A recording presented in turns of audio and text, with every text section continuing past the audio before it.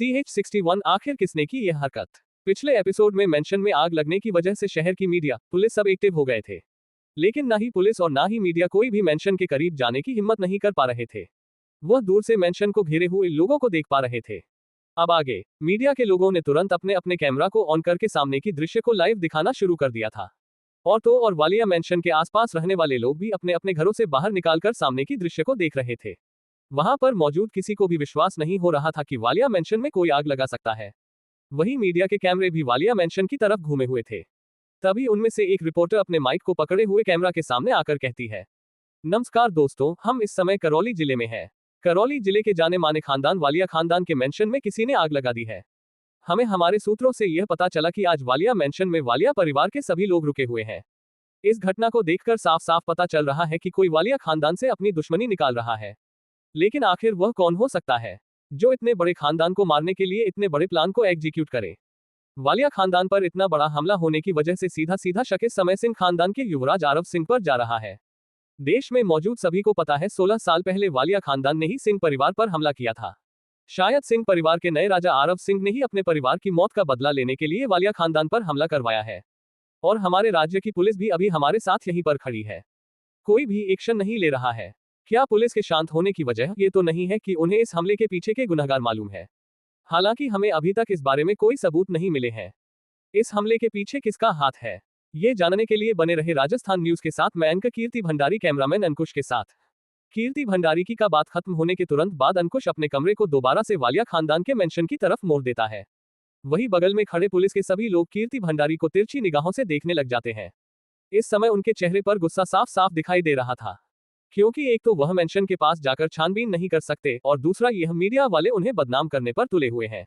लेकिन वह इन मीडिया वालों को कुछ कह भी नहीं सकते, वरना क्या अनाप शनाप उनके खिलाफ बक दे, जिससे उन्हें तकलीफ हो जाए। इसलिए पुलिस वाले अपने गुस्से को दबाए शांत खड़े रहते हैं और सिर्फ जलते हुए मेंशन को देखते रहते हैं। वही वालिया मेंशन के अंदर आरव अपने हाथ में राजस्थानी खंजर लिए सूर्य वालिया के पास बैठा हुआ था। इस समय आरव को इतना ज्यादा गुस्सा आ रहा था कि अगर उसका बस चले तो वह सूर्य वालिया के शरीर के छोटे छोटे टुकड़े कर डाले। हालांकि भले ही स्थिति आरव के मुताबिक थी, लेकिन आरव के कुछ उसूल थे। वह छोटे बच्चे या किसी औरत के सामने किसी को जान नहीं मारता।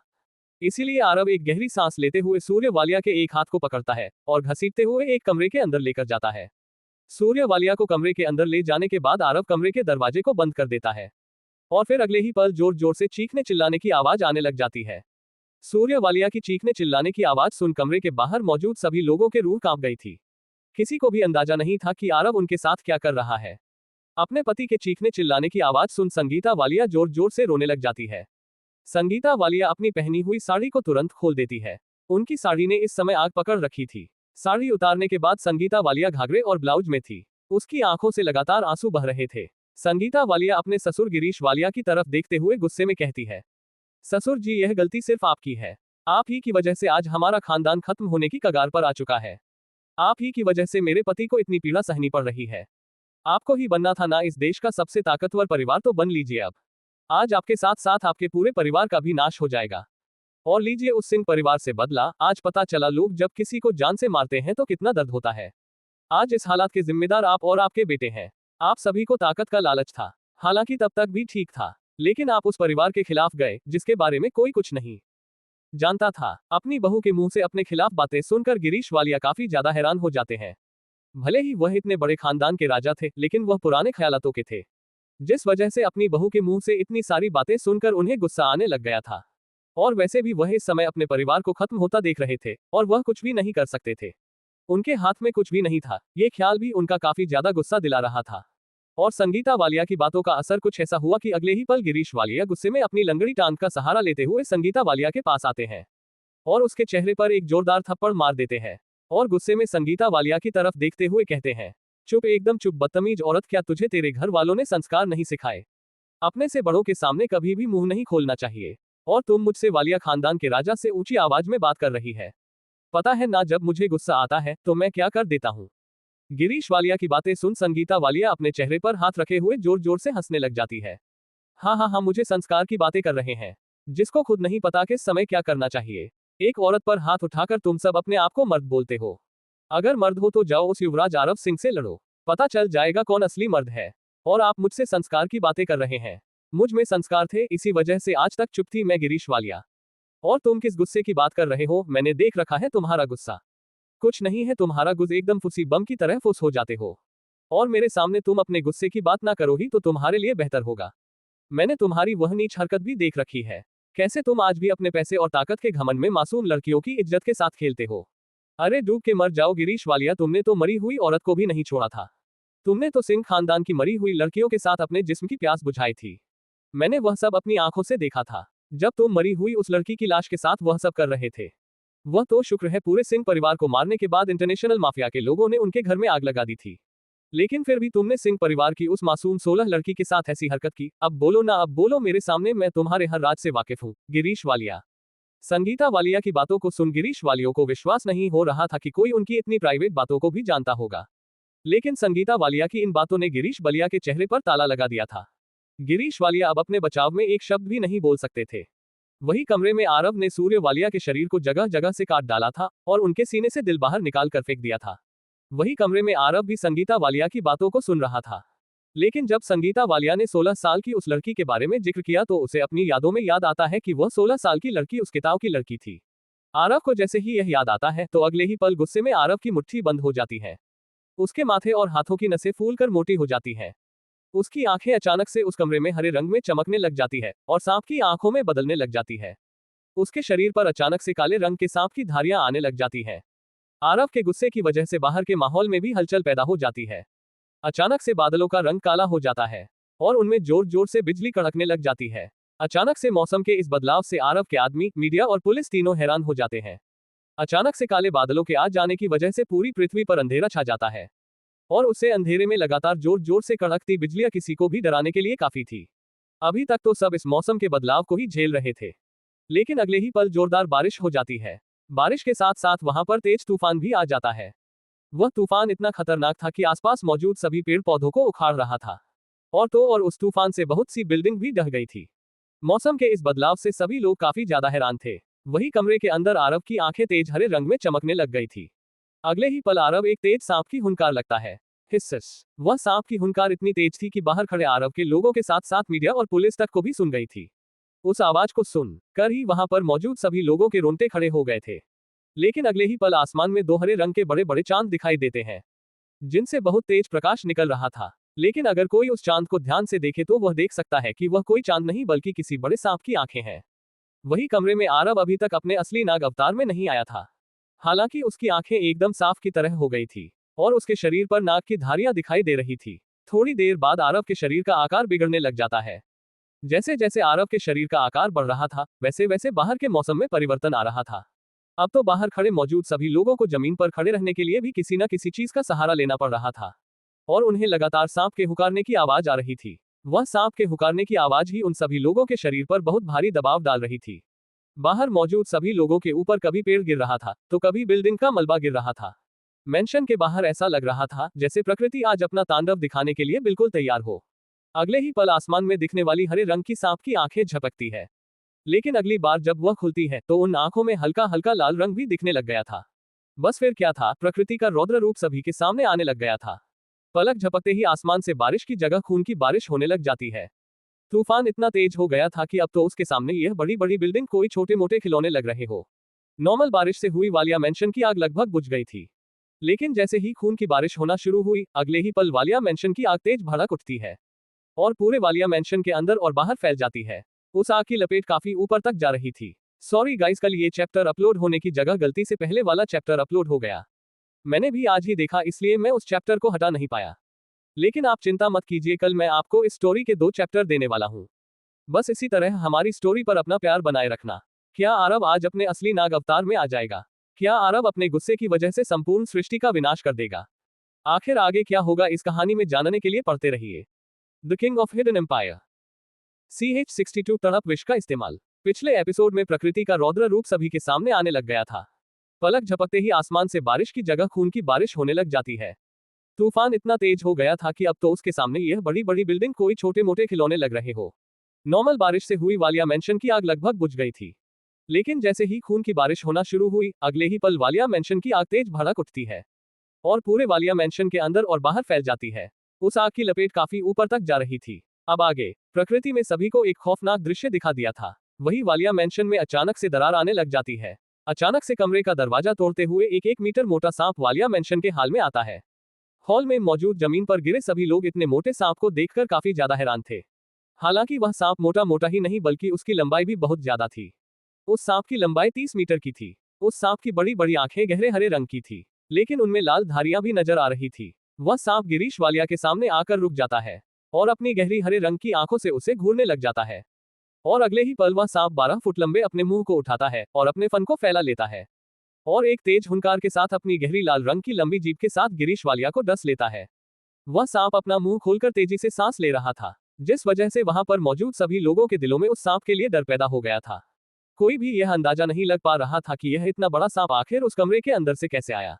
वही आरव को भी पता चल गया था कि उन्होंने उसका वास्तविक रूप देख लिया है, इसलिए उन्हें जिंदा नहीं छोड़ा जा सकता, वरना आगे चलकर उसके लिए कोई मुसीबत पैदा हो सकती है। आरव बिना देर किए अपनी पूंछ से सभी को लपेट लेता है और किसी अजगर की तरह उन सभी के शरीरों को निचोड़ देता है। आरव ने अब की बार किसी बच्चे या औरत पर कोई रहम नहीं दिखाया था। उसने सभी को एक समान समझा और सभी को मौत के घाट उतार डाला। अचानक से भींचने की वजह से वह सभी लोग जोर जोर से चलने लग जाते हैं और कुछ ही पलों में उनके शरीर से खून बहाने लग जाता है, लेकिन अगले ही पल उनके शरीर से उनके प्राण भी निकल जाते हैं। लेकिन गिरीश वालिया इस समय दर्द में बुरी तरह से तड़प रहा था। भले ही आरव ने उसको डस लिया था, आरव ने गिरीश वालिया पर अपने तड़प विष का इस्तेमाल किया था। यह विष इतना खतरनाक था कि इंसान अपनी मौत की भीख मांगने लग जाता था, लेकिन उसे मौत नसीब नहीं होती थी। इंसान के शरीर में इस जहर के जाने के तुरंत बाद ही इंसान का हर एक पल 1 साल की यातना के बराबर हो जाता था। और इस तरह के जहर का इस्तेमाल सिर्फ नाग राजा या फिर 6 मुख्य नाग ही कर सकते हैं। गिरीश वालिया बुरी तरह से जमीन पर गिरे हुए तड़प रहे थे। वह अपनी बड़ी बड़ी आंखों से उसे विशाल सांप को देख रहे थे, लेकिन अगले ही पल जो वह देखते हैं उनकी आंखें हैरानी में खली की खुली रह गई थी। उनकी आंखों में मौत का डर साफ साफ दिखाई दे रहा था, क्योंकि वह देखते हैं कि वह विशाल सांप छोटा होने लग गया था। कुछ ही देर में वह सांप सिर्फ 6 फीट लंबा और 4 इंच मोटा रह गया था। गिरीश वालिया ने अपने जीवन में कभी भी इस तरह के दिव्य नाग को नहीं देखा था। गिरीश वालिया ये देखकर काफी ज्यादा हैरान थे, क्योंकि इस नाग के सिर के ऊपर एक बहुत ही चमकदार मणि नजर आ रही थी। वह सांप कुंडली मारकर गिरीश वालिया को अपनी जानलेवा नजरों से देखता है। अगले ही पल वह सांप एक तेज हुंकार मारता है और इंसानी रूप लेने लग जाता है। कुछ देर में गिरीश वालिया की आंखों के सामने सांप की जगह अब आरव खड़ा हुआ था। उस विशाल सांप को आरव में बदलता देखकर गिरीश वालिया का दिल उसके मुंह से बाहर निकलने को हो गया था, लेकिन अगले ही पल गिरीश वालिया का शरीर सड़ने लग जाता है। उसके शरीर के चारों तरफ मक्खियों भिन भिनाने लग जाती हैं। गिरीश वालिया का शरीर काफी ज्यादा सड़ चुका था और उसके शरीर से बहुत तेज गंदी बदबू आ रही थी। कुछ ही देर में गिरीश वालिया के अंदरूनी अंग भी सड़ गए थे। हालांकि गिरीश वालिया के शरीर के साथ यह सिर्फ 10 मिनट में ही हुआ था, लेकिन ये 10 मिनट ही उन्हें 10 सालों के बराबर लग चुकी थी। और अगले ही पल गिरीश वालिया की आत्मा उनके शरीर को त्याग देती है और उनकी वहीं पर ही मौत हो जाती है। अगर किसी इंसान ने गिरीश वालिया की मौत को देख लिया होता तो वह कभी भी अपने लिए इस तरह की मौत को स्वीकार नहीं करता। इसकी बजाय वह खुद अपने गले को काट देता। पूरे वालिया खानदान को खत्म करने के बाद आरव का गुस्सा भी शांत हो गया था। आरव का गुस्सा शांत होने के तुरंत बाद ही बाहर का मौसम तुरंत बदल जाता है। तूफान बंद हो जाता है, बारिश आना बंद हो जाती है, काले बादल छट जाते हैं।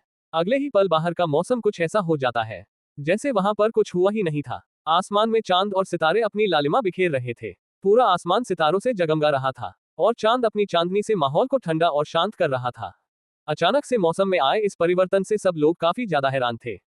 कोई भी अपनी आंखों पर विश्वास नहीं कर पा रहा था, क्योंकि एक पल पहले जो प्रकृति तांडव कर रही थी, बल्कि अब वही प्रकृति एक सुंदर नृत्य कर रही थी। वालिया मैंशन में लगी आग भी अब बुझ गई थी, लेकिन अगले ही पल वालिया मैंशन का दरवाजा टूटता है और एक काली परछाई बिजली से भी तेज गति में वालिया मैंशन के अंदर से निकलती है और तुरंत गायब हो जाती है। वहां पर मौजूद किसी भी इंसान ने उस काली परछाई को वालिया मैंशन के अंदर से निकलते नहीं देखा था, बस सिर्फ गेट टूटते देखा था। क्या मीडिया और पुलिस पता लगा पाएंगे कि वालिया खानदान पर यह हमला किसने करवाया? क्या किसी ने आरव को वालिया मैंशन से निकलता हुआ तो नहीं देख लिया? आगे क्या होगा इस कहानी में, ये जानने के लिए पढ़ते रहिए the king of hidden empire only on pocket FM novel पर। CH63 ताकतों के मंडल। पिछले एपिसोड में वालिया मैंशन का दरवाजा टूटता है और एक काली परछाई बिजली से भी तेज गति में वालिया मैंशन के अंदर से निकलती है और तुरंत गायब हो जाती है। वहां पर मौजूद किसी भी इंसान ने उस काली परछाई को वालिया मैंशन के अंदर से निकलते नहीं देखा था, बस सिर्फ गेट टूटते हुए देखा था। अब आगे आग के शांत हो जाने के बाद शहर दहाड़ विद्यापीठ से एक इंसान वालिया मैंशन के अंदर जाता है। वह अंदर की स्थिति का जायजा लेना चाहता था। वह ये देखना चाहता था कि सब मर गए कि नहीं। अगर कोई जिंदा बच जाएगा तो उनके युवराज के लिए मुसीबत पैदा कर सकता है।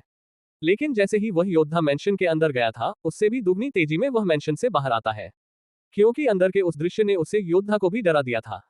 क्योंकि वह योद्धा ये देखकर काफी ज्यादा हैरान हो गया था कि इतनी तेज आग होने के बावजूद भी उनमें से कोई भी आग से नहीं मारा था, बल्कि सभी को ऐसे मर गया था जैसे किसी ने पीस दिया हो। लेकिन सबसे गंदी मौत तो गिरीश वालिया की हुई थी। उसका पूरा शरीर सड़ चुका था और उसके शरीर के चारों तरफ बहुत सारे कीड़े मौजूद थे जो उसके शरीर को खा रहे थे। इस दृश्य ने उसे योद्धा को काफी ज्यादा हैरान कर दिया था। वह बाहर आकर तुरंत सभी को ऑर्डर देते हुए कहता है, अंदर सभी मर चुके हैं, हमें यहाँ से निकलना होगा। उसे इंसान की आवाज शेर की दहाड़ के जैसी थी।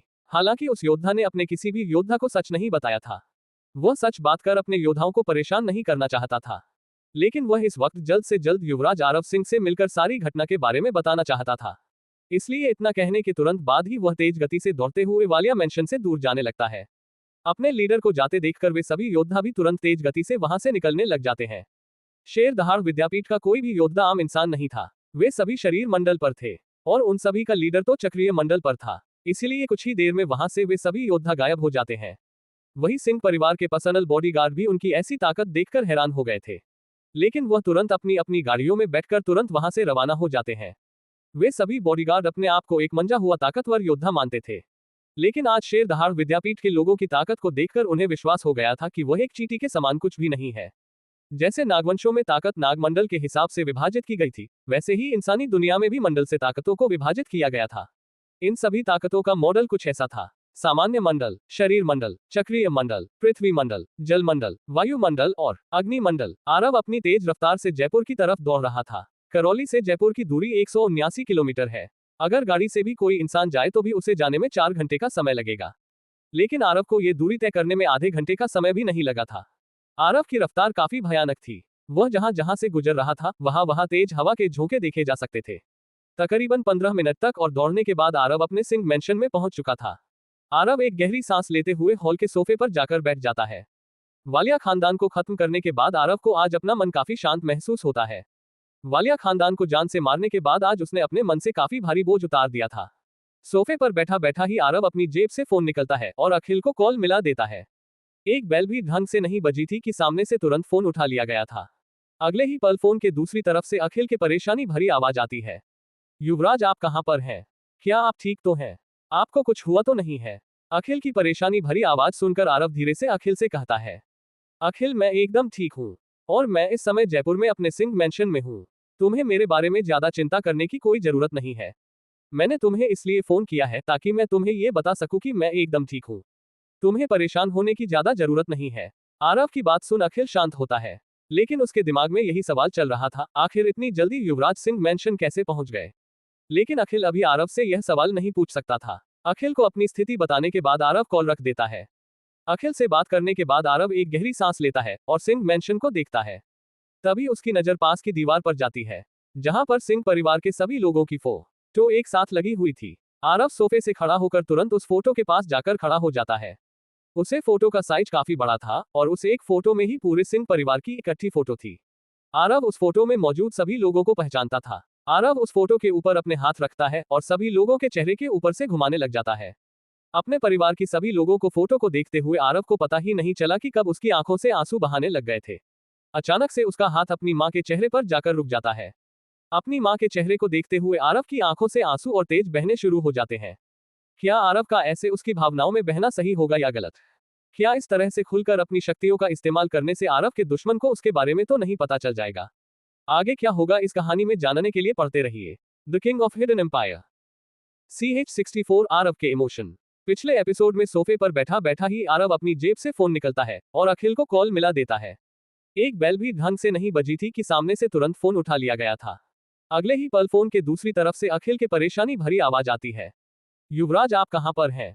क्या आप ठीक तो हैं? आपको कुछ हुआ तो नहीं है?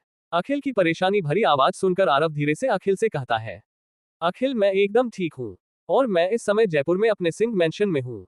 तुम्हें मेरे बारे में ज्यादा चिंता करने की कोई जरूरत नहीं है। मैंने तुम्हें इसलिए फोन किया है ताकि मैं तुम्हें ये बता सकूं कि मैं एकदम ठीक हूँ। तुम्हें परेशान होने की ज्यादा जरूरत नहीं है। आरव की बात सुन अखिल शांत होता है, लेकिन उसके दिमाग में यही सवाल चल रहा था, आखिर इतनी जल्दी युवराज सिंह मेंशन कैसे पहुंच गए? लेकिन अखिल अभी आरव से यह सवाल नहीं पूछ सकता था। अखिल को अपनी स्थिति बताने के बाद आरव कॉल रख देता है। अखिल से बात करने के बाद आरव एक गहरी सांस लेता है और सिंह मैंशन को देखता है। तभी उसकी नजर पास की दीवार पर जाती है, जहां पर सिंह परिवार के सभी लोगों की फोटो एक साथ लगी हुई थी। आरव सोफे से खड़ा होकर तुरंत उस फोटो के पास जाकर खड़ा हो जाता है। उसे फोटो का साइज काफी बड़ा था और उस एक फोटो में ही पूरे सिंह परिवार की इकट्ठी फोटो थी। आरव उस फोटो में मौजूद सभी लोगों को पहचानता था। आरव उस फोटो के ऊपर अपने हाथ रखता है और सभी लोगों के चेहरे के ऊपर से घुमाने लग जाता है। अपने परिवार की सभी लोगों को फोटो को देखते हुए आरव को पता ही नहीं चला कि कब उसकी आंखों से आंसू बहाने लग गए थे। अचानक से उसका हाथ अपनी मां के चेहरे पर जाकर रुक जाता है। अपनी मां के चेहरे को देखते हुए आरव की आंखों से आंसू और तेज बहने शुरू हो जाते हैं। अब आगे, इस समय आरव अपने परिवार को काफी ज्यादा मिस कर रहा था। वासुकी नागवंश का नाग राजा बनने के बाद आज पहली बार उसकी आंखों से आंसू निकले थे। भले ही उसका दिल कितना ही मजबूत क्यों ना हो, लेकिन अपने परिवार को याद कर कोई भी रो सकता था। आरव रोते हुए ही अपनी मां की तरफ देखते हुए कहता है, मां देखो, आज तेरे बेटे ने अपने परिवार के कातिलों को मौत के घाट उतार दिया। लेकिन मां, आज तेरा बेटा तेरे बिना अकेला है। मां, आज तेरे बेटे के पास इतनी ताकत है कि मैं जो चाहूं वह कर सकता हूं। बस तुझे जिंदा नहीं कर सकता मां। आखिरी बार जब आरव अपनी मां को बोलता है तो वह काफी तेज चिल्ला देता है और अगले ही पल वह अपने घुटनों पर गिर जाता है और फूट फूट कर रोने लग जाता है।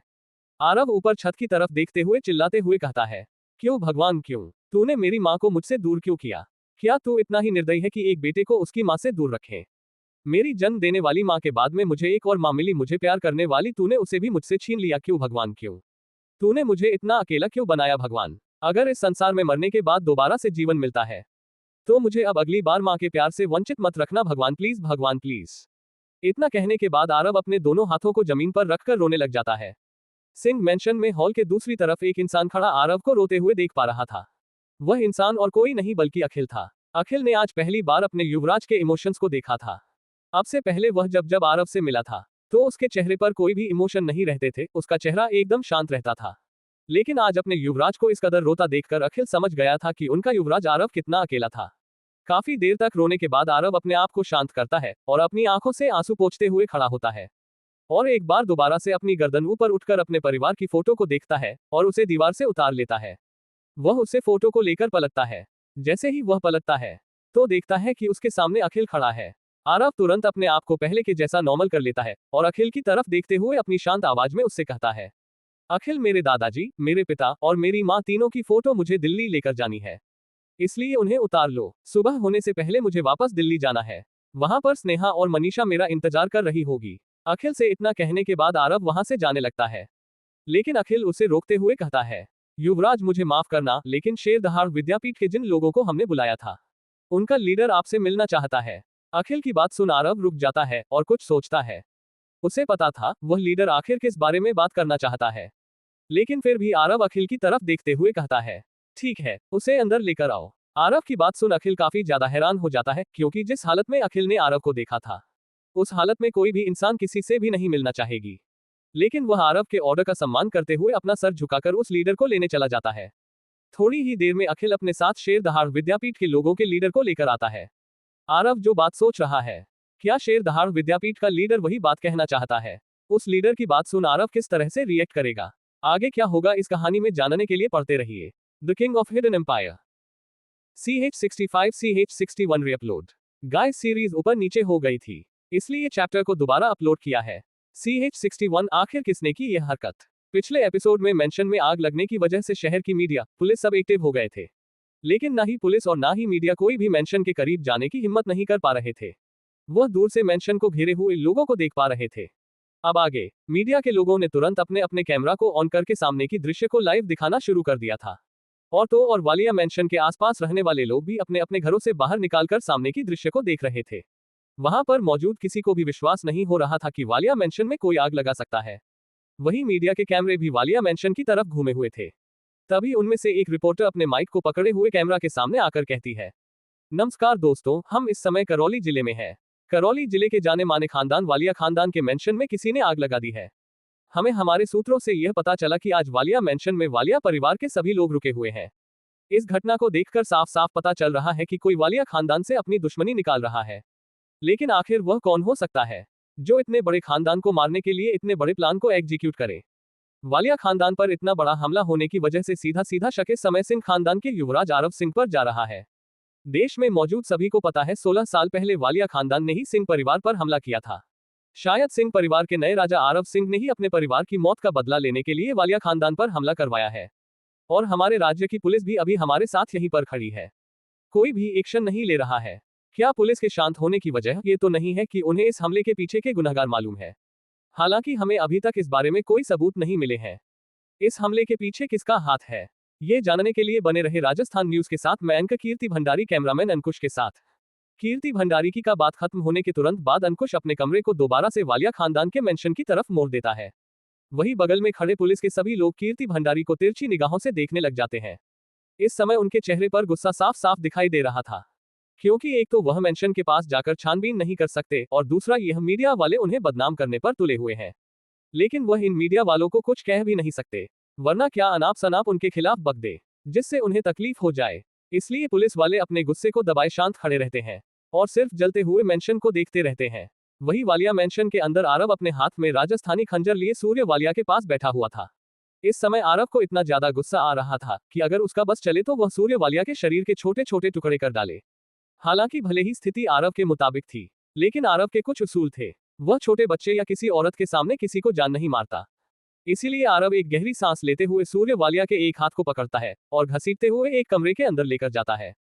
सूर्य वालिया को कमरे के अंदर ले जाने के बाद आरव कमरे के दरवाजे को बंद कर देता है और फिर अगले ही पल जोर जोर से चीखने चिल्लाने की आवाज आने लग जाती है। सूर्य वालिया की चीखने चिल्लाने की आवाज सुन कमरे के बाहर मौजूद सभी लोगों के रूह कांप गई थी। किसी को भी अंदाजा नहीं था कि आरव उनके साथ क्या कर रहा है। अपने पति के चीखने चिल्लाने की आवाज सुन संगीता वालिया जोर जोर से रोने लग जाती है। संगीता वालिया अपनी पहनी हुई साड़ी को तुरंत खोल देती है। उनकी साड़ी ने इस समय आग पकड़ रखी थी। साड़ी उतारने के बाद संगीता वालिया घाघरे और ब्लाउज में थी। उसकी आंखों से लगातार आंसू बह रहे थे। संगीता वालिया अपने ससुर गिरीश वालिया की तरफ देखते हुए गुस्से में कहती है, ससुर जी, यह गलती सिर्फ आपकी है। आप ही की वजह से आज हमारा खानदान खत्म होने की कगार पर आ चुका है। आप ही की वजह से मेरे पति को इतनी पीड़ा सहनी पड़ रही है।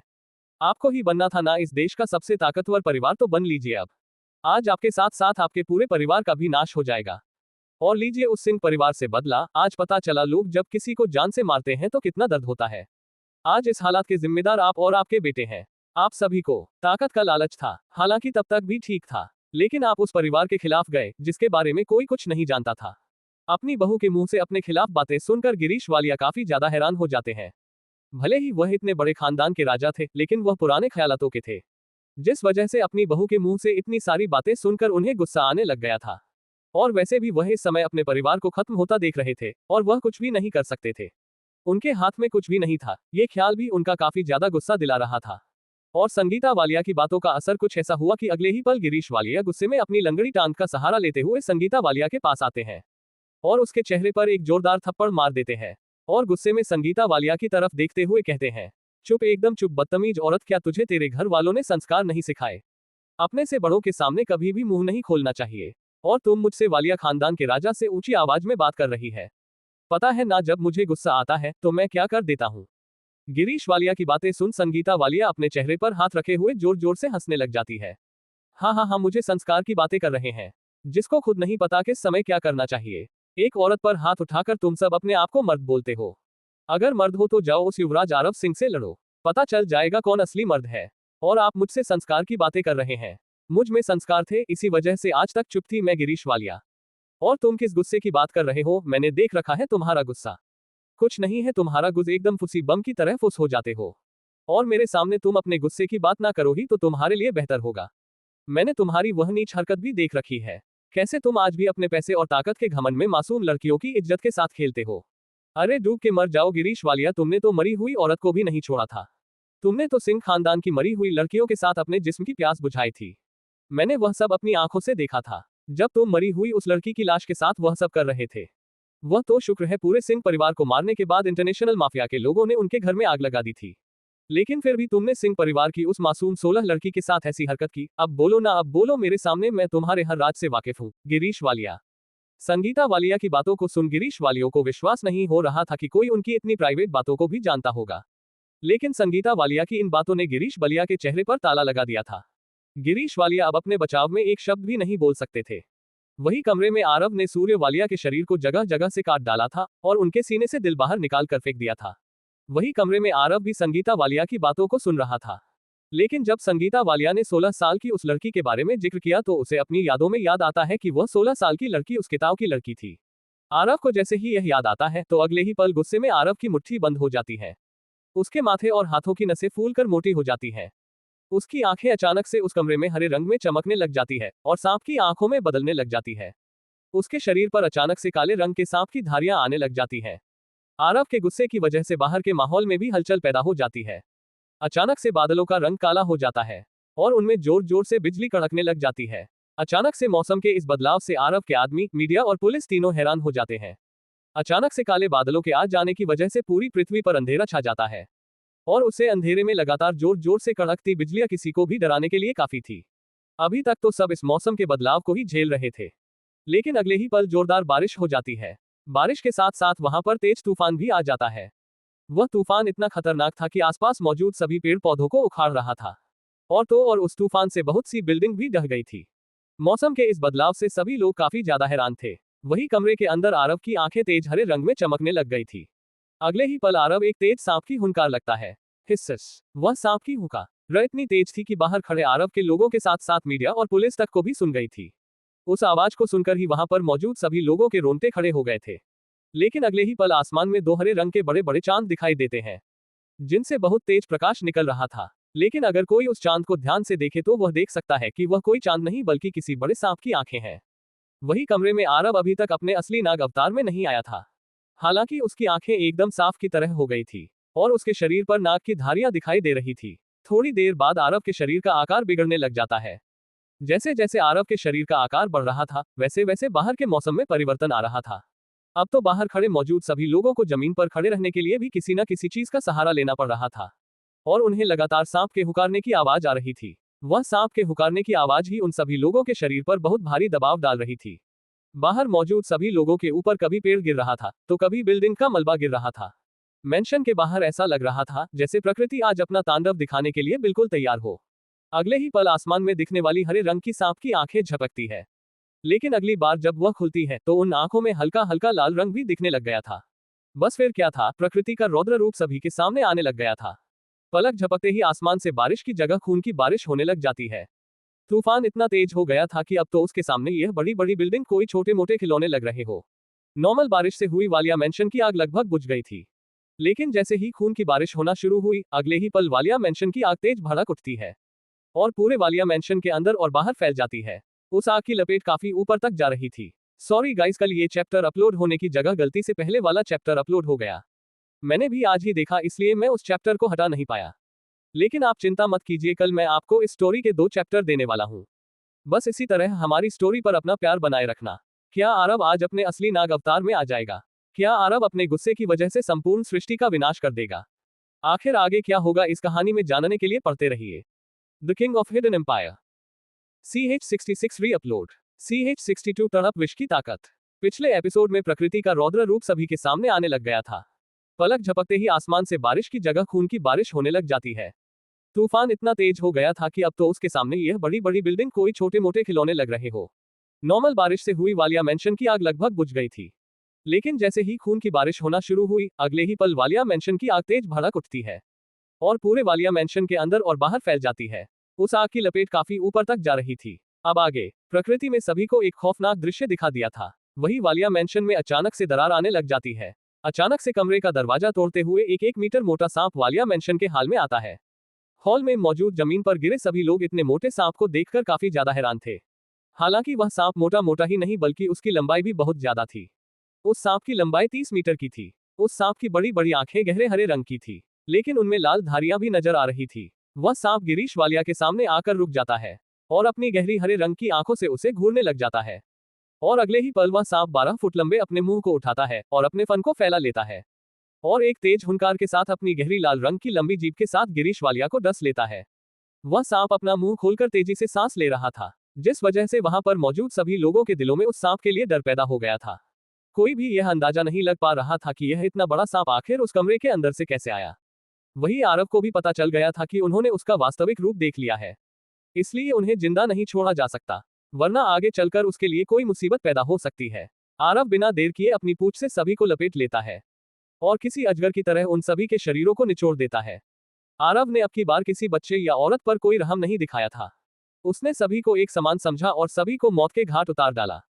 अचानक से भींचने की वजह से वह सभी लोग जोर जोर से चलने लग जाते हैं और कुछ ही पलों में उनके शरीर से खून बहाने लग जाता है। लेकिन अगले ही पल उनके शरीर से उनके प्राण भी निकल जाते हैं।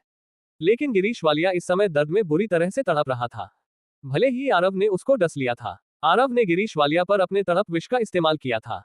यह विष इतना खतरनाक था कि इंसान अपनी मौत की भीख मांगने लग जाता था, लेकिन उसे मौत नसीब नहीं होती थी। इंसान के शरीर में इस जहर के जाने के तुरंत बाद ही इंसान का हर एक पल 1 साल की यातना के बराबर हो जाता था। और इस तरह के जहर का इस्तेमाल सिर्फ नाग राजा या फिर 6 मुख्य नाग ही कर सकते हैं। गिरीश वालिया बुरी तरह से जमीन पर गिरे हुए तड़प रहे थे। वह अपनी बड़ी बड़ी आंखों से उसे विशाल सांप को देख रहे थे। लेकिन अगले ही पल जो वह देखते हैं, उनकी आंखें हैरानी में खली की खुली रह गई थी। उनकी आंखों में मौत का डर साफ साफ दिखाई दे रहा था, क्योंकि वह देखते हैं कि वह विशाल सांप छोटा होने लग गया था। कुछ ही देर में वह सांप सिर्फ 6 फीट लंबा और 4 इंच मोटा रह गया था। गिरीश वालिया ने अपने जीवन में कभी भी इस तरह के दिव्य नाग को नहीं देखा था। गिरीश वालिया ये देखकर काफी ज्यादा हैरान थे, क्योंकि इस नाग के सिर के ऊपर एक बहुत ही चमकदार मणि नजर आ रही थी। वह सांप कुंडली मारकर गिरीश वालिया को अपनी जानलेवा नजरों से देखता है। अगले ही पल वह सांप एक तेज हुंकार मारता है और इंसानी रूप लेने लग जाता है। कुछ देर में गिरीश वालिया की आंखों के सामने सांप की जगह अब आरव खड़ा हुआ था।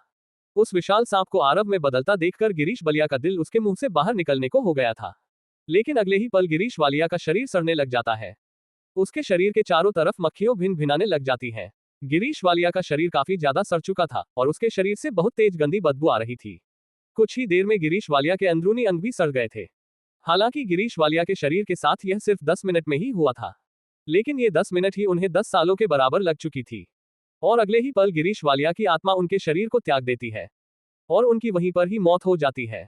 अगर किसी इंसान ने गिरीश वालिया की मौत को देख लिया होता, तो वह कभी भी अपने लिए इस तरह की मौत को स्वीकार नहीं करता।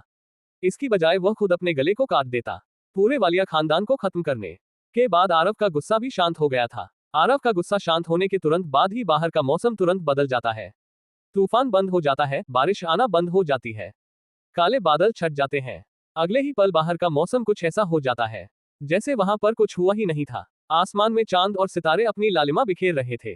पूरा आसमान सितारों से जगमगा रहा था और चांद अपनी चांदनी से माहौल को ठंडा और शांत कर रहा था। अचानक से मौसम में आए इस परिवर्तन से सब लोग काफी ज्यादा हैरान थे। कोई भी अपनी आंखों पर विश्वास नहीं कर पा रहा था, क्योंकि एक पल पहले जो प्रकृति तांडव कर रही थी, बल्कि अब वही प्रकृति एक सुंदर नृत्य कर रही थी। वालिया मैंशन में लगी आग भी अब बुझ गई थी। लेकिन अगले ही पल वालिया मैंशन का दरवाजा टूटता है और एक काली परछाई बिजली से भी तेज गति में वालिया मैंशन के अंदर से निकलती है और तुरंत गायब हो जाती है। वहां पर मौजूद किसी भी इंसान ने उस काली परछाई को वालिया मैंशन के अंदर से निकलते नहीं देखा था, बस सिर्फ गेट टूटते देखा था। सामान्य मंडल, शरीर मंडल, चक्रीय मंडल, पृथ्वी मंडल, जल मंडल, वायु मंडल और अग्नि मंडल। आरव अपनी तेज रफ्तार से जयपुर की तरफ दौड़ रहा था। करौली से जयपुर की दूरी 179 किलोमीटर है। अगर गाड़ी से भी कोई इंसान जाए तो भी उसे जाने में 4 घंटे का समय लगेगा, लेकिन आरव को यह दूरी तय करने में आधे घंटे का समय भी नहीं लगा था। आरव की रफ्तार काफी भयानक थी। वह जहां जहां से गुजर रहा था, वहां वहां तेज हवा के झोंके देखे जा सकते थे। तकरीबन 15 मिनट तक और दौड़ने के बाद आरव अपने सिंह मैंशन में पहुंच चुका था। आरव एक गहरी सांस लेते हुए हॉल के सोफे पर जाकर बैठ जाता है। वालिया खानदान को खत्म करने के बाद आरव को आज अपना मन काफी शांत महसूस होता है। वालिया खानदान को जान से मारने के बाद आज उसने अपने मन से काफी भारी बोझ उतार दिया था। सोफे पर बैठा बैठा ही आरव अपनी जेब से फोन निकलता है और अखिल को कॉल मिला देता है। एक बेल भी ढंग से नहीं बजी थी कि सामने से तुरंत फोन उठा लिया गया था। अगले ही पल फोन के दूसरी तरफ से अखिल के परेशानी भरी आवाज आती है। युवराज, आप कहां पर हैं? क्या आप ठीक तो हैं? आपको कुछ हुआ तो नहीं है? अखिल की परेशानी भरी आवाज सुनकर आरव धीरे से अखिल से कहता है, अखिल, मैं एकदम ठीक हूँ और मैं इस समय जयपुर में अपने सिंह मैंशन में हूँ। तुम्हें मेरे बारे में ज्यादा चिंता करने की कोई जरूरत नहीं है। मैंने तुम्हें इसलिए फोन किया है ताकि मैं तुम्हें ये बता सकूं कि मैं एकदम ठीक हूँ। तुम्हें परेशान होने की ज्यादा जरूरत नहीं है। आरव की बात सुन अखिल शांत होता है, लेकिन उसके दिमाग में यही सवाल चल रहा था, आखिर इतनी जल्दी युवराज सिंह मैंशन कैसे पहुंच गए? लेकिन अखिल अभी आरव से यह सवाल नहीं पूछ सकता था। अखिल को अपनी स्थिति बताने के बाद आरव कॉल रख देता है। अखिल से बात करने के बाद आरव एक गहरी सांस लेता है और सिंह मैंशन को देखता है। तभी उसकी नजर पास की दीवार पर जाती है, जहां पर सिंह परिवार के सभी लोगों की फोटो एक साथ लगी हुई थी। आरव सोफे से खड़ा होकर तुरंत उस फोटो के पास जाकर खड़ा हो जाता है। उसे फोटो का साइज काफी बड़ा था और उस एक फोटो में ही पूरे सिंह परिवार की इकट्ठी फोटो थी। आरव उस फोटो में मौजूद सभी लोगों को पहचानता था। आरव उस फोटो के ऊपर अपने हाथ रखता है और सभी लोगों के चेहरे के ऊपर से घुमाने लग जाता है। अपने परिवार की सभी लोगों को फोटो को देखते हुए आरव को पता ही नहीं चला कि कब उसकी आंखों से आंसू बहाने लग गए थे। अचानक से उसका हाथ अपनी मां के चेहरे पर जाकर रुक जाता है। अपनी मां के चेहरे को देखते हुए आरव की आंखों से आंसू और तेज बहने शुरू हो जाते हैं। क्या आरव का ऐसे उसकी भावनाओं में बहना सही होगा या गलत? क्या इस तरह से खुलकर अपनी शक्तियों का इस्तेमाल करने से आरव के दुश्मन को उसके बारे में तो नहीं पता चल जाएगा? आगे क्या होगा इस कहानी में जानने के लिए पढ़ते रहिए the king of hidden empire. CH-67 leader मिला आरव से। वार्निंग नोट, इस चैप्टर में आरव के इमोशन वाले चैप्टर का कुछ भाग है। मैं माफी चाहता हूं क्योंकि पहले वाले चैप्टर मैंने नहीं बल्कि मेरे छोटे भाई ने अपलोड किए थे, जिस वजह से आप सभी को भी दिक्कत हो रही थी। लेकिन मैं वादा करता हूं कि आगे से कभी भी आपको निराश होने की जरूरत नहीं पड़ेगी। मेरे छोटे भाई ने पूरी सीरीज को उल्टा पुल्टा कर दिया था, जिस वजह से मैं खुद कंफ्यूज हो गया था। उसने एक चैप्टर को 2 चैप्टर में डिवाइड कर दिया था, जिससे मुझे भी परेशानी हो रही थी। मैंने जो पहले चैप्टर लिख रखे थे उसने उनको डिलीट कर दिया था, जिस वजह से उन चैप्टर को मुझे दोबारा लिखना पड़ा। मैं आप सभी से हाथ जोड़कर माफी मांगना चाहता हूँ। मैं वादा करता हूँ कि आगे से कभी भी ऐसा नहीं होगा। इस बार मुझे माफ कर दीजिए। वैसे भी गलती इंसानों से ही होती है, इस बार मुझसे हो गई, इसलिए कृपया करके मुझे क्षमा करें। आप अब कहानी को आगे पढ़ सकते हैं। अगेन चैप्टर 67 लीडर मिला आरव से। पिछले एपिसोड में अखिल से बात करने के बाद आरव एक गहरी सांस लेता है और सिंह मैंशन को देखता है। तभी उसकी नजर पास की दीवार पर जाती है, जहां पर सिंह परिवार के सभी लोगों की फोटो एक साथ लगी हुई थी। आरव सोफे से खड़ा होकर तुरंत उस फोटो के पास जाकर खड़ा हो जाता है। उसे फोटो का साइज काफी बड़ा था और उस एक फोटो में ही पूरे सिंह परिवार की इकट्ठी फोटो थी। आरव उस फोटो में मौजूद सभी लोगों को पहचानता था। आरव उस फोटो के ऊपर अपने हाथ रखता है और सभी लोगों के चेहरे के ऊपर से घुमाने लग जाता है। अपने परिवार की सभी लोगों को फोटो को देखते हुए आरव को पता ही नहीं चला कि कब उसकी आंखों से आंसू बहाने लग गए थे। अचानक से उसका हाथ अपनी मां के चेहरे पर जाकर रुक जाता है। अपनी मां के चेहरे को देखते हुए आरव की आंखों से आंसू और तेज बहने शुरू हो जाते हैं। अब आगे, इस समय आरव अपने परिवार को काफी ज्यादा मिस कर रहा था। वासुकी नागवंश का नाग राजा बनने के बाद आज पहली बार उसकी आंखों से आंसू निकले थे। भले ही उसका दिल कितना ही मजबूत क्यों ना हो, लेकिन अपने परिवार को याद कर कोई भी रो सकता था। आरव रोते हुए ही अपनी मां की तरफ देखते हुए कहता है, मां देखो, आज तेरे बेटे ने अपने परिवार के कातिलों को मौत के घाट उतार दिया। लेकिन मां, आज तेरा बेटा तेरे बिना अकेला है। मां, आज तेरे बेटे के पास इतनी ताकत है कि मैं जो चाहूं वह कर सकता हूं, बस तुझे जिंदा नहीं कर सकता। मां। आखिरी बार जब आरव अपनी मां को बोलता है तो वह काफी तेज चिल्ला देता है और अगले ही पल वह अपने घुटनों पर गिर जाता है और फूट फूट कर रोने लग जाता है। आरव ऊपर छत की तरफ देखते हुए चिल्लाते हुए कहता है, क्यों भगवान, क्यों तूने मेरी मां को मुझसे दूर क्यों किया? क्या तू इतना ही निर्दयी है कि एक बेटे को उसकी मां से दूर रखे? मेरी जन्म देने वाली मां के बाद में मुझे एक और मां मिली, मुझे प्यार करने वाली, तूने उसे भी मुझसे छीन लिया। क्यों भगवान, क्यों तूने मुझे इतना अकेला क्यों बनाया? भगवान, अगर इस संसार में मरने के बाद दोबारा से जीवन मिलता है तो मुझे अब अगली बार मां के प्यार से वंचित मत रखना भगवान, प्लीज भगवान प्लीज। इतना कहने के बाद आरव अपने दोनों हाथों को जमीन पर रखकर रोने लग जाता है। सिंह मैंशन में हॉल के दूसरी तरफ एक इंसान खड़ा आरव को रोते हुए देख पा रहा था। वह इंसान और कोई नहीं बल्कि अखिल था। अखिल ने आज पहली बार अपने युवराज के इमोशंस को देखा था।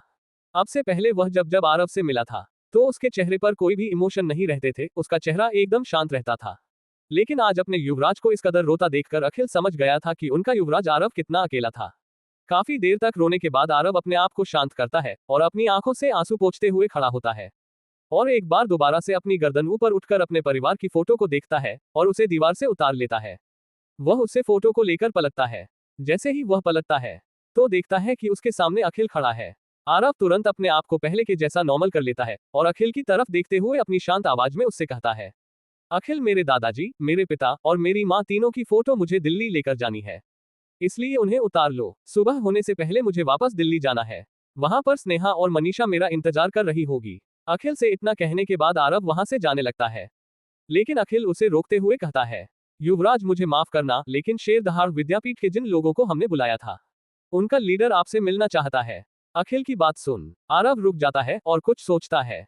उसे पता था वह लीडर आखिर किस बारे में बात करना चाहता है, लेकिन फिर भी आरव अखिल की तरफ देखते हुए कहता है, ठीक है, उसे अंदर लेकर आओ। आरव की बात सुन अखिल काफी ज्यादा हैरान हो जाता है, क्योंकि जिस हालत में अखिल ने आरव को देखा था उस हालत में कोई भी इंसान किसी से भी नहीं मिलना चाहेगा। लेकिन वह आरव के ऑर्डर का सम्मान करते हुए अपना सर झुकाकर उस लीडर को लेने चला जाता है।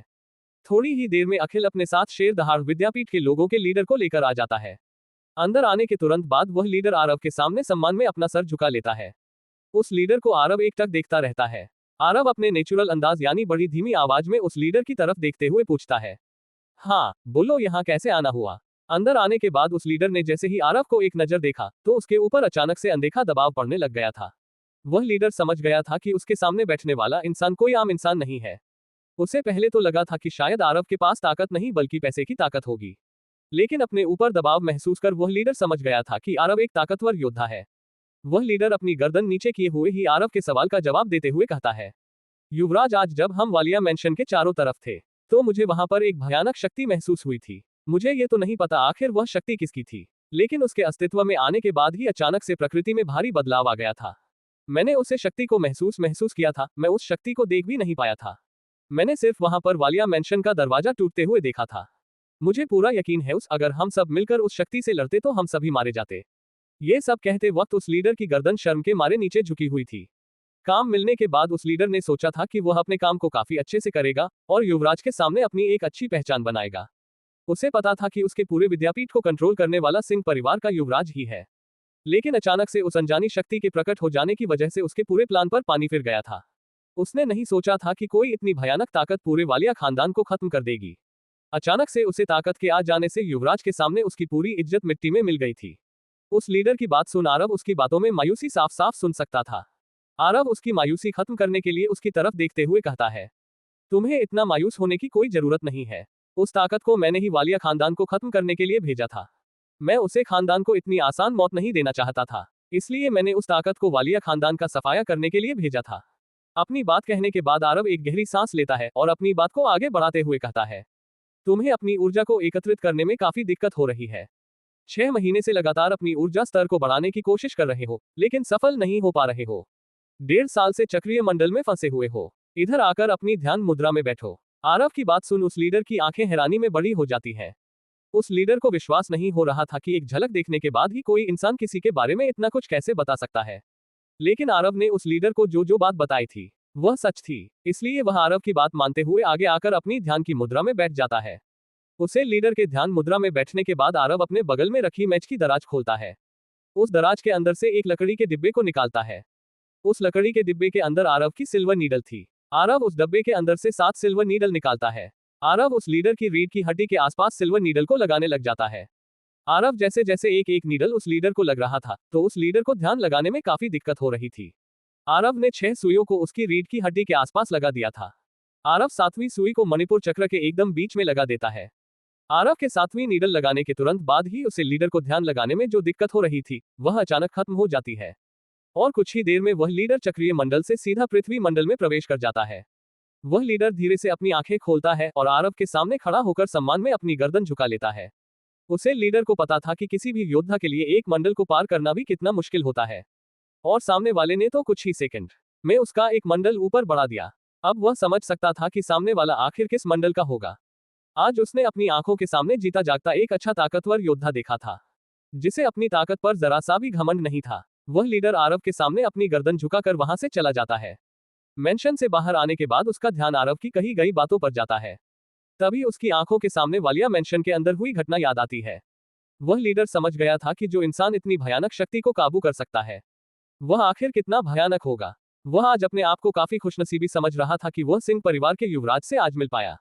वही सिंह मेंशन में आरव अखिल की तरफ देखते हुए उसे कहता है, मुझे सुबह से पहले वापस दिल्ली जाना है, हेलीकॉप्टर को तैयारी करो। आरव के ऑर्डर देने के कुछ देर बाद ही हेलीकॉप्टर वापस दिल्ली जाने के लिए तैयार हो गया था। हेलीकॉप्टर को उड़ाने वाला वही पहले वाला पायलट था। आरव और अखिल दोबारा से हेलीकॉप्टर में बैठकर वापस दिल्ली की तरफ उड़ चलते हैं। दिल्ली वापस अपने विला पहुंचते पहुंचते अब 3 बजे बज गए थे। आरव दिल्ली के सिंह मेंशन में हेलीकॉप्टर से उतरा था और वहां से अपने विला पहुंचने के लिए आरव ने अपनी कार का इस्तेमाल किया था। आरव जैसे ही विला के अंदर एंटर करता है तो उसे विला के गार्डन में एक परछाई खिड़की से अंदर झांकते हुए दिखाई देती है।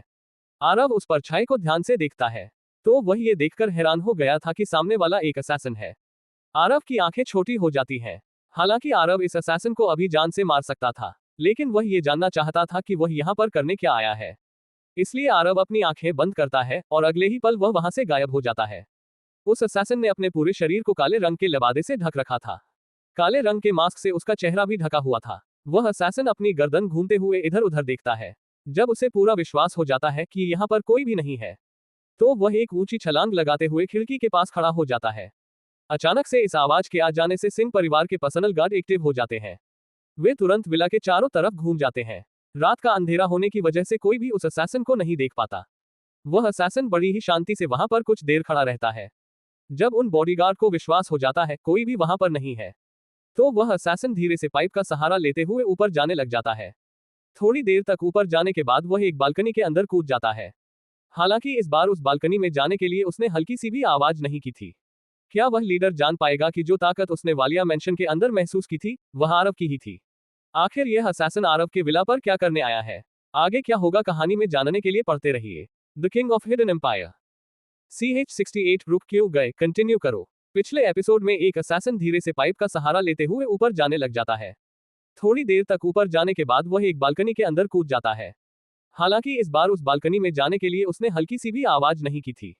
अब आगे वह अपने लबादे के अंदर से एक मास्टर की निकलता है और बालकनी के दरवाजे को खोलकर अंदर चला जाता है। वह असैसिन स्नेहा के कमरे के अंदर गया था। स्नेहा के कमरे के अंदर जाने के बाद वह स्नेहा के कंधे को हिलाकर उसे जगाता है। थोड़ी ही देर में स्नेहा जाग जाती है। वह जैसे ही अपनी आंखें खोलकर देखती है, तो वह अपने सामने काले मास्क पहने एक असैसिन दिखाई देता है। उसे देखकर वह डर जाती है। वह चिल्लाने के लिए अपना मुंह खोलती है, लेकिन उसके चिल्लाने से पहले ही वह असैसिन उसके मुंह पर अपना हाथ रख देता है और अपनी हल्की भारी आवाज में उससे कहता है, पागल हो गई हो क्या? मुझे फंसवाने का इरादा है? सिंह परिवार के वे सभी बॉडीगार्ड काफी बेरहम है, मुझे देखकर ही मार डालेंगे। उसकी बात सुनने स्नेहा भी थोड़ा शांत होती है और उसकी तरफ देखते हुए हैरानी में उससे पूछती है, तुम इस समय यहाँ पर क्या कर रहे हो? अगर किसी ने तुम्हें यहाँ पर देख लिया ना, तो तुम्हारी लाश भी नहीं मिलेगी। स्नेहा की बात सुन वह इंसान एक गहरी सांस लेते हुए उससे पूछता है, मैं इतना रिस्क लेकर यहाँ पर सिर्फ ये पूछने आया हूँ कि हमारा प्लान कहाँ तक एग्जीक्यूट हो गया। और मैंने सुना है आज वह तुम्हारा सो कॉल्ड पति दिल्ली में नहीं है, तो क्यों ना आज एक छोटा सा मुकाबला हो जाए। इस बार उस इंसान की आवाज को सुनकर साफ साफ पता चल रहा था कि उसके ये कहने में शैतानी थी। उस इंसान की बात सुन स्नेहा के चेहरे पर हल्की मुस्कान आ जाती है। स्नेहा अपनी गर्दन इधर उधर घुमाते हुए कुछ देखती है और फिर उसके सवाल का जवाब देते हुए उसे कहती है, तुम चिंता मत करो, मैंने अपने पासे फेंक दिए हैं। वह भी मेरे प्यार के जाल में फंस रहा है। कुछ दिन की और बात है, मैं उसकी सारी प्रॉपर्टी को अपने नाम करवा लूंगी। आखिर उसकी इतनी हिम्मत कैसे हुई कि मेरी आंखों के सामने मेरे पिता को बुरी तरह पीटने की? भले ही वह इतने बड़े खानदान का युवराज हो, लेकिन उसके अंदर जरा सा भी दिमाग नहीं है। उसने ये कैसे सोच लिया हमेशा उससे नफरत करने वाली लड़की अचानक से उसे प्यार क्यों करने लगेगी? शुक्र है तुमने मुझे उसकी असली पहचान पहले ही बता दी थी। और फिर जब अचानक से हमारी कंपनी पर इतनी बड़ी मुसीबत आई तो मैं समझ गई थी कि उसके पीछे किसका हाथ होगा। और उसको अपने प्यार के जाल में फंसाने के लिए मैंने इतना बड़ा नाटक रचा।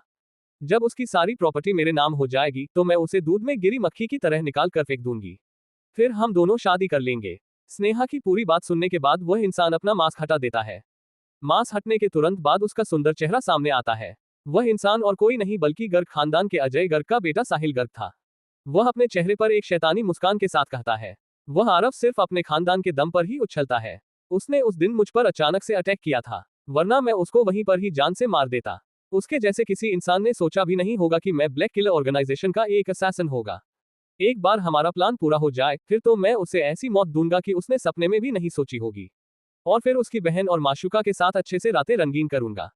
और फिर जब मैं उसकी बहन से संतुष्ट हो जाऊंगा तो उसे किसी कोठे पर बेच दूंगा। मैं उसकी बहन को इस हद तक बर्बाद कर दूंगा कि वह मौत के लिए भीख मांगेगी।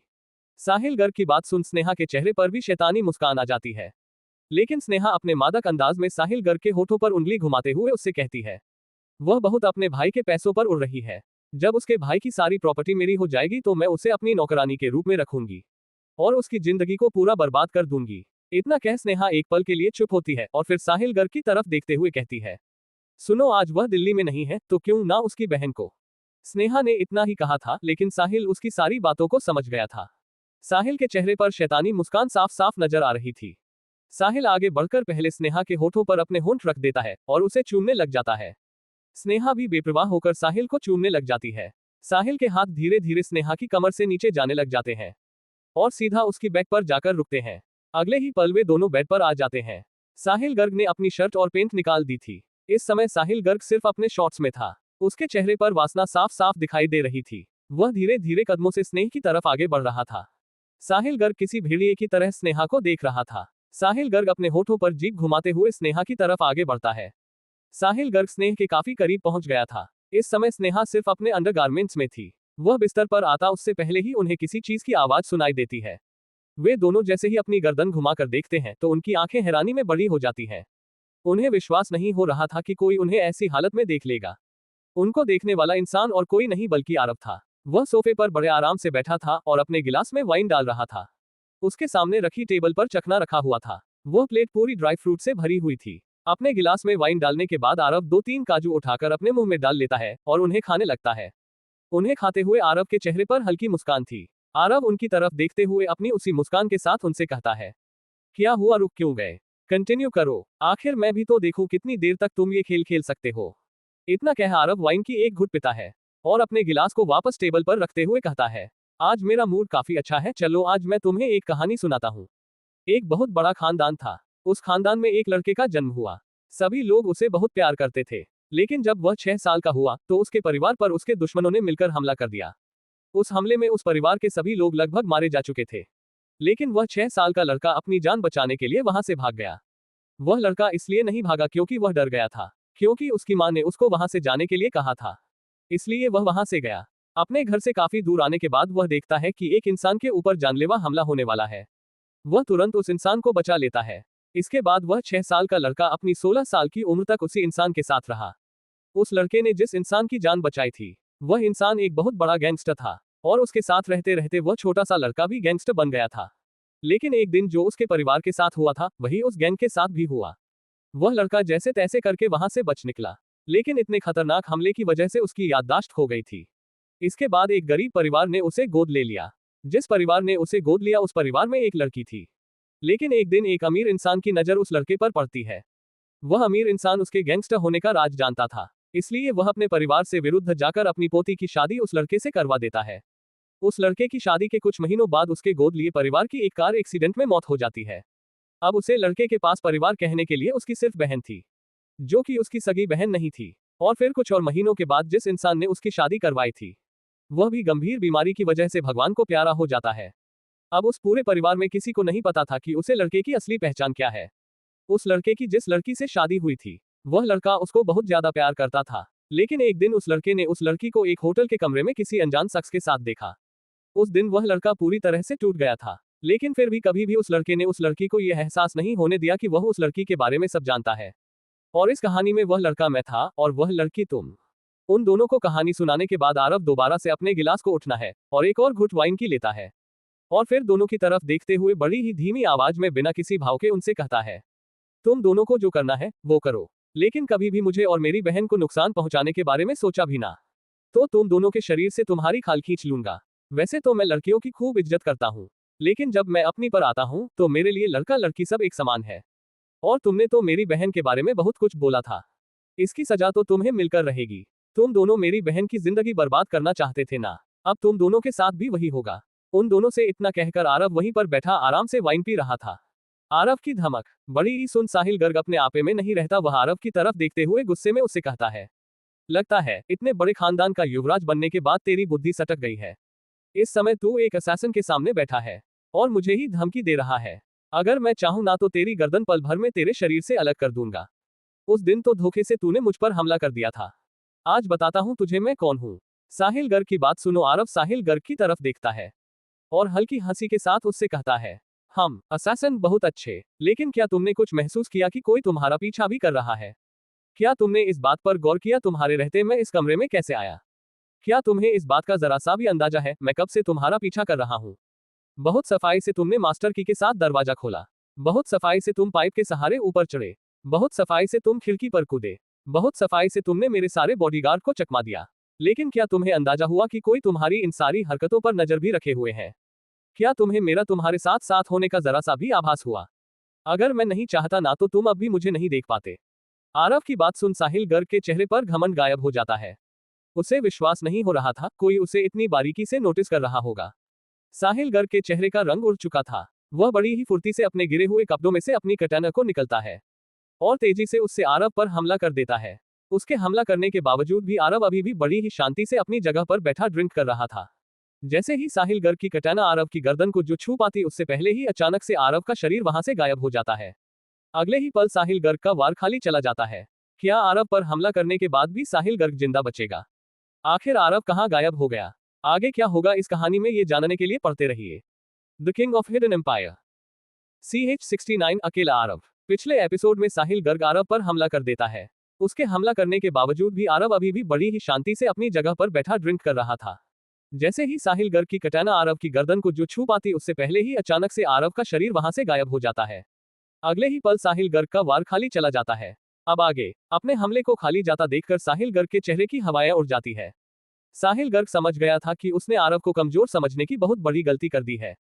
वह समझ गया था कि आरव कोई मामूली इंसान नहीं है, बल्कि एक योद्धा है। उसकी ब्लैक किलर ऑर्गेनाइजेशन में भी बहुत से एसेसिन योद्धा है। साहिल गर्ग जब तक इस बारे में सोचता, उससे पहले ही आरव उसके बगल में दिखाई देता है। आरव हल्के से अपने हाथ को साहिल गर्ग की छाती पर रख देता है। अगले ही पल साहिल गर्ग को वह जगह जलती हुई महसूस होती है जहां पर आरव ने उसको हाथ रखा है। उसे अपने शरीर के अंदर हड्डियों के टूटने के जैसा दर्द होता है और अगले ही पल वह उड़ते हुए पास की दीवार से जाकर टकरा जाता है। आरव के हाथ रखने से ही साहिल गर्ग की हालत खराब हो गई थी। साहिल गर्ग के मुंह से खून निकल रहा था। स्नेहा साहिल की ऐसी हालत देखकर काफी ज्यादा घबरा गई थी। उसे विश्वास नहीं हो रहा था कि वह जिस इंसान को कमजोर समझ रही थी, वह इतना ज्यादा ताकतवर होगा, जो पलक झपकते ही ब्लैक किलर ऑर्गेनाइजेशन के एक असैसिन की ऐसी हालत कर देगा। स्नेहा समझ गई थी उसने आरव से पंगा लेकर गलत इंसान से हाथ मिला लिया है। साहिल गर्ग की हालत खराब करने के बाद आरव हंसते हुए स्नेहा से कहता है, तुम क्या सोची मुझे बेवकूफ बनाना इतना आसान होगा? चलो मान भी लिया तुम मेरी सारी प्रॉपर्टी ले लेती। जो आजकल तुम्हारे परिवार के जैसे नए खानदान उभर कर रहे हैं ना, वह सिर्फ पैसों के दम पर ही ताकतवर है। जो पुराने समय के खानदान है ना, उनके पास पैसा पैसा नहीं बल्कि असल में ताकत है। चलो आज अभी बल्कि इसी वक्त मैं तुम्हें अपने परिवार की सारी संपत्ति देता हूँ। लेकिन तुम इस बात का ख्याल रखना, तुम्हें अगर मेरे परिवार की सारी संपत्ति मिल गई ना, तो तुम कल सुबह का सवेरा नहीं देख पाओगी।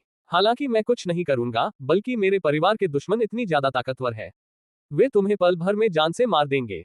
वह तो मेरे महाकाल का शुक्र है, जो समय रहते मुझे तुम्हारा असली चेहरा नजर आ गया था। मैंने सोचा तुम सुधर गई होगी, लेकिन नहीं, तुम वही अपनी पुरानी हरकत कर रही थी।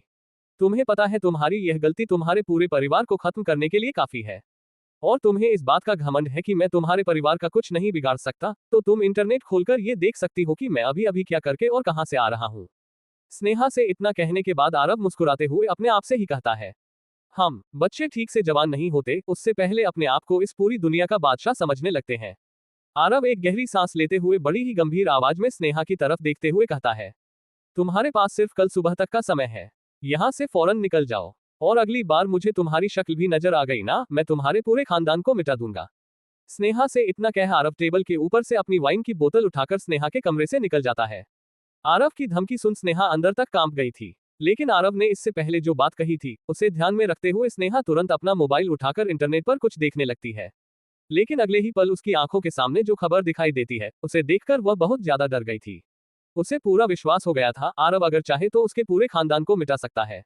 न्यूज देखने के बाद स्नेहा तुरंत साहिल के पास जाती है और उसे कंधा देते हुए उठाती है और तुरंत आरव के विला से चली जाती है। वहीं विला के एक कमरे में आरव अपने हाथ में वाइन का गिलास लिए खिड़की पर खड़ा था और वह सन्या और साहिल को जाते हुए देख रहा था। उसे विश्वास नहीं हो रहा था कि आज कुछ देर पहले वह अपने परिवार को बहुत ज्यादा याद कर रहा था और अब उसकी पत्नी ने भी उसे धोखा दे दिया था। आरव अपने गिलास में वाइन को पूरी पी जाता है। वाइन को खत्म करने के बाद आरव गिलास को काफी जोर से जमीन पर फेंकता है, जिससे वह गिलास टूट जाता है।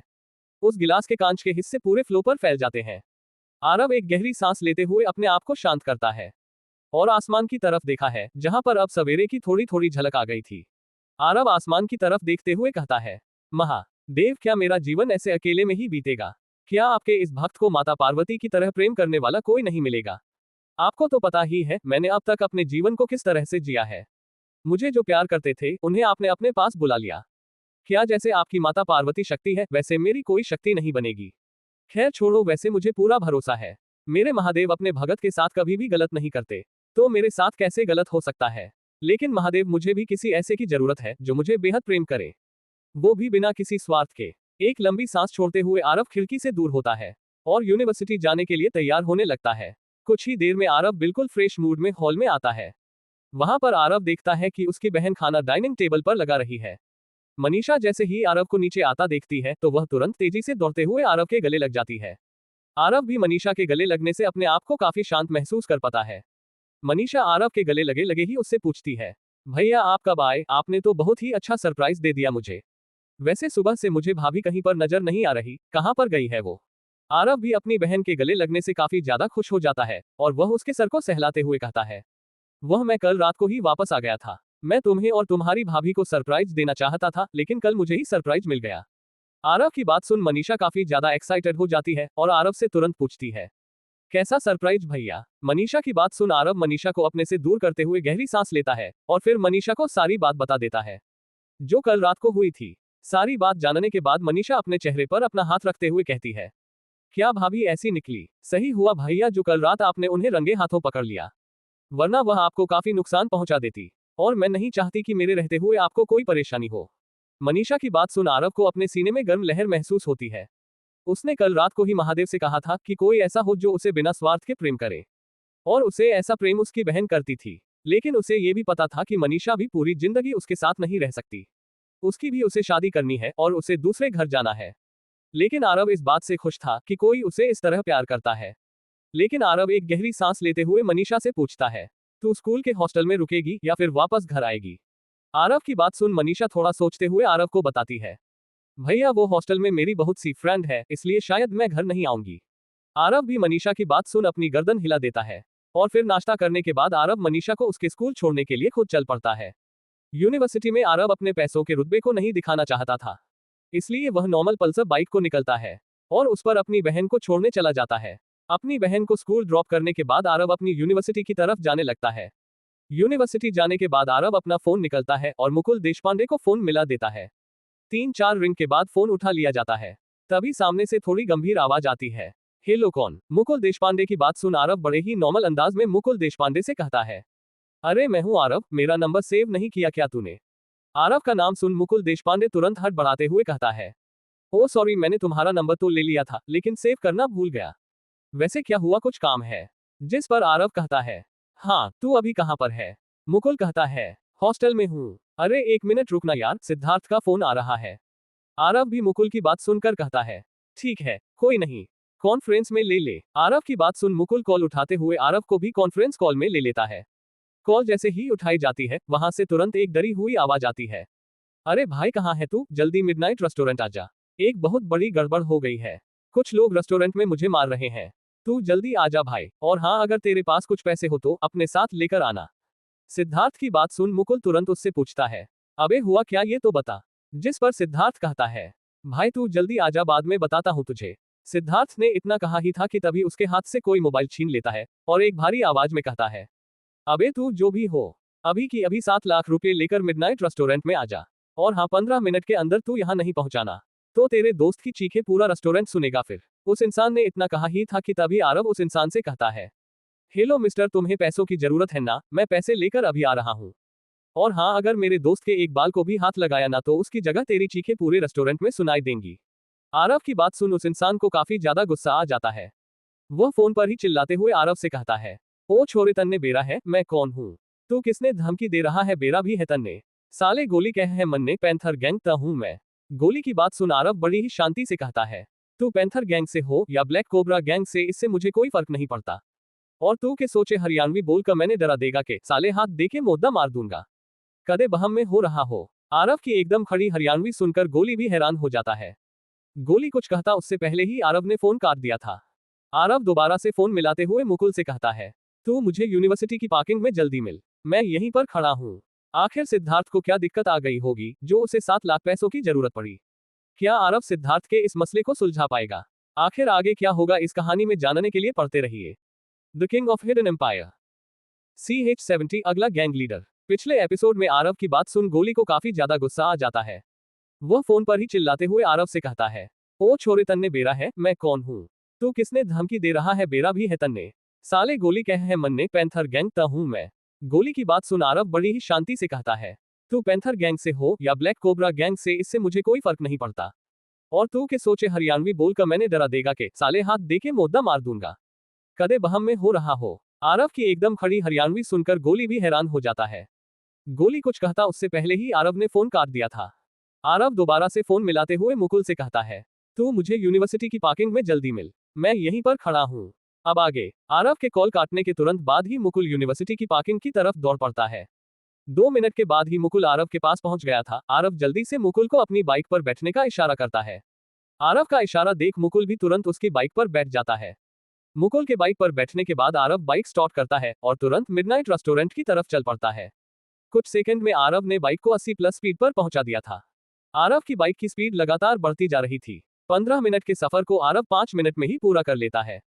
आरव को इतनी तेज बाइक चलाता देखकर मुकुल की फट गई थी, जिस वजह से उसने अपनी आंखें बंद कर ली थी। मिडनाइट रेस्टोरेंट पहुंचने के बाद आरव मुकुल से कहता है, उतरना, अब यहीं पर बैठे रहने का इरादा है क्या? आरव की बात सुन मुकुल अपनी आंखें खोल कर देखता है। वह गहरी सांस लेते हुए तुरंत आरव की बाइक से उतर जाता है और फिर अपनी हल्की घबराए आवाज में आरव की तरफ देखते हुए कहता है, भाई आज के बाद मैं कभी भी तेरे पीछे नहीं बैठूंगा। जिस पर आरव भी बाइक से उतरते हुए कहता है, ठीक है, अब अंदर तो चल, बाद में देखेंगे कौन किसके पीछे बैठता है। इतना कह आरव बाइक की चाबी को अपनी जेब में डालता है और रेस्टोरेंट के अंदर जाने लगता है। आरव को रेस्टोरेंट के अंदर ज्यादा देखकर मुकुल भी आरव के पीछे पीछे अंदर जाने लगता है। अंदर जाने के बाद आरव देखता है कि माहौल तो एकदम शांत है। आरव एक गहरी सांस लेता है और मुकुल को अपने साथ लेकर सेकंड फ्लोर की तरफ जाने लगता है। आरव को ऊपर के फ्लोर पर जाता देखकर नीचे फ्लोर पर बैठे सभी लोग आरव को ही घूरे जा रहे थे, लेकिन आरव सभी को नजरअंदाज करता हुआ ऊपर की तरफ जा रहा था। इस रेस्टोरेंट में 3 फ्लोर थे। सबसे नीचे वाला फ्लोर मिडिल क्लास फैमिलीज के लिए था और ऊपर वाले फ्लोर पर सिर्फ वही लोग जा पाते थे जो अमीर थे।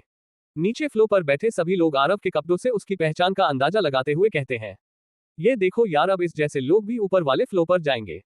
उस इंसान की हाँ में हाँ मिलाते हुए दूसरा इंसान कहता है, सही कहा भाई, अगर ये सेकंड फ्लोर पर जा सकता है तो मैं तो थर्ड फ्लोर पर जाने की हैसियत रखता हूँ। उन दोनों इंसानों की बात सुन तीसरा इंसान कहता है, तुम दोनों सिर्फ उसके कपड़ों से देखकर अंदाजा लगा रहे हो, अगर वह ऊपर वाले फ्लोर पर जा सकता है तो वह पक्का किसी अमीर खानदान से होगा। ऐसे ही सभी लोग आपस में बातें कर रहे थे, लेकिन आरव को इससे कोई फर्क नहीं पड़ता था। और वैसे भी अगर उन सबको आरव की असली पहचान पता होती तो वह अपना मुंह खोलने की भी हिम्मत नहीं करते। आरव जैसे ही सेकंड फ्लोर पर पहुंचता है तो वह देखता है कि सभी लोग चुपचाप बैठकर अपना खाना खा रहे हैं और सभी लोगों के बीच में एक लंबा चौड़ा इंसान एक मेज पर बैठा हुआ है और उसके सामने 2 लड़के जमीन पर गिरे हुए हैं। उन्हें देखकर साफ साफ पता चल रहा था कि उन्हें काफी बुरी तरह से पीटा गया है।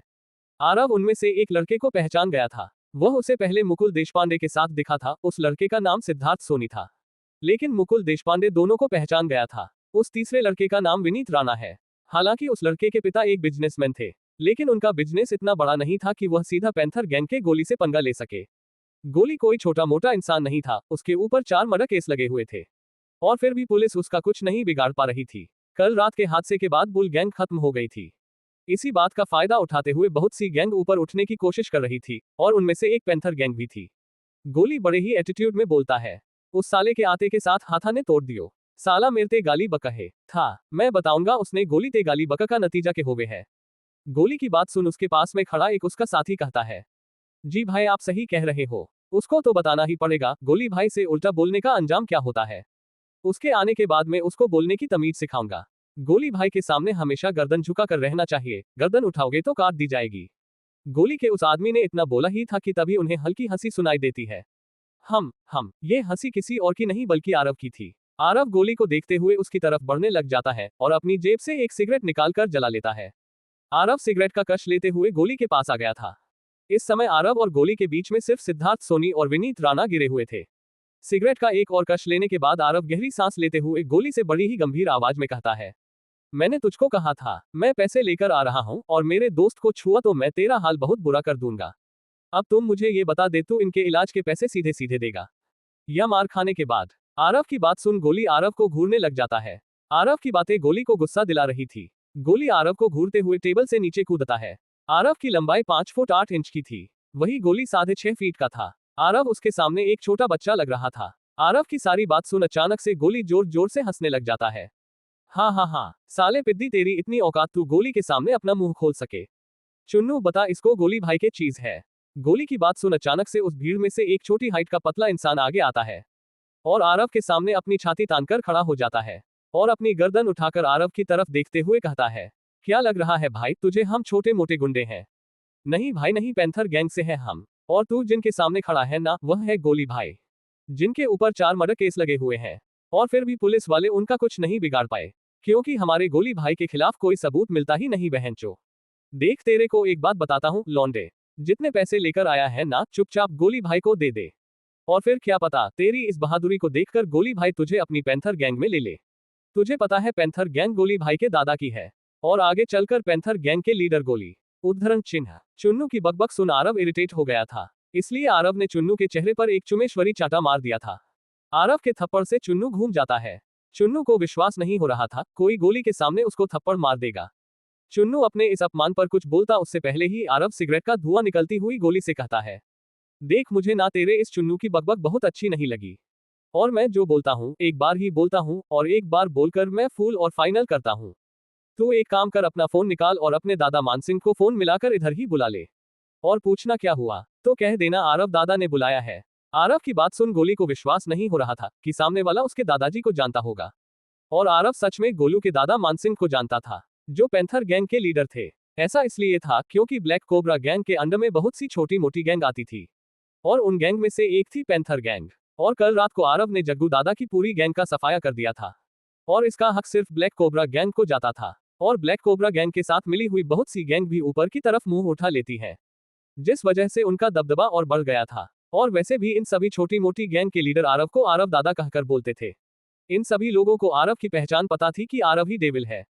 कल रात बुल गैंग के खत्म होने के तुरंत बाद ही ब्लैक कोबरा गैंग ने अपने सभी आदमी दिल्ली के हर कोने में भेज दिए थे और रातों रात ही ब्लैक कोबरा गैंग का दबदबा दोबारा से पूरी दिल्ली में फैल गया था। इसी कारण गोली आज खुले में बदमाशी कर रहा था, लेकिन उसे नहीं पता था कि आज ही उसकी टक्कर ब्लैक कोबरा गैंग के डेविल से हो जाएगी।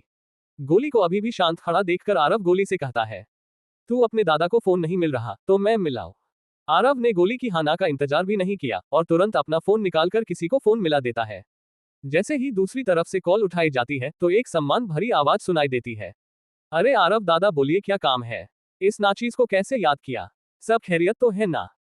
रव ने जिस इंसान को कॉल मिलाया था वह आरव को काफी सम्मान दे रहा था।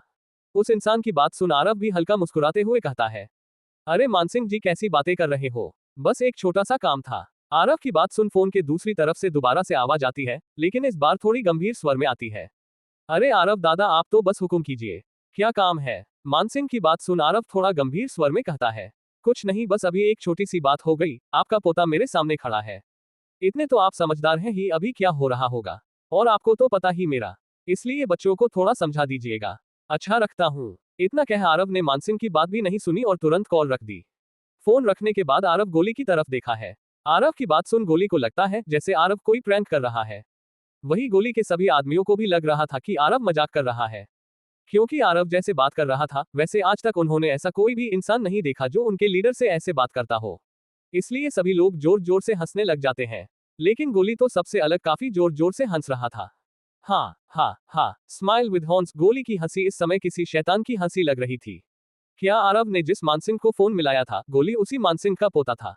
अगर हाँ तो सच जानने के बाद गोली की हालत क्या होगी? आखिर अब आगे क्या होने वाला है इस कहानी में जानने के लिए पढ़ते रहिए the king of hidden empire. आज के लिए बस इतना ही दोस्तों। The king of hidden empire की इस रोमांचक कहानी के लिए और जानना चाहते हैं तो अगले पार्ट का इंतजार कीजिए। पसंद आए हो तो लाइक, सब्सक्राइब, शेयर करें, कोई गलती लगे तो कमेंट में बताएं, इससे हमें बेहतर कंटेंट बनाने की प्रेरणा मिलती है। धन्यवाद।